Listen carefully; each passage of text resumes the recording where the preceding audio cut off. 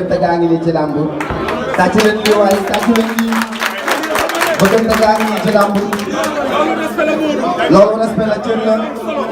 la macha allah loolu cër la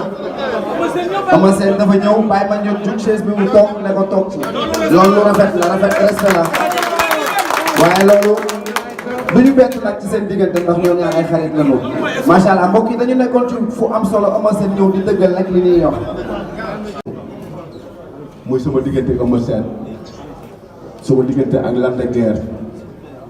Eumeu Sène sunu grand la ñu bëgg ko loolu fonk ko ku ne xam nga ni ñuy sonn ci moom bu baax boobee muy sonn ci ñu nekk suñu grand suñu diggante ak moom pour ma assurer leen rek mooy instant bi la gën a neex sax kon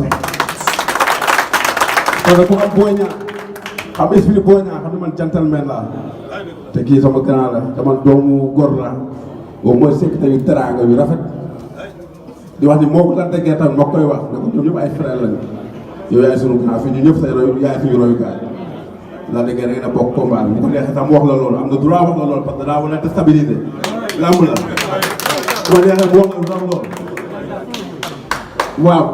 ba xanaa ma yegg de après nga ñëw parce que boo teewee dafa mel ni la teew na waa ci ñëwoon parce que ñoo bokk nañ ñu bokk bàyyi am suma frère la amul solo kii gis dafa jox ñaar loxo dafa gis dafa jox ñaar wala wala kon nag juum rek moo am quoi mais amul solo ni dégg Sénégal yi xam nga moo tax waaw gars yi kontaan nañu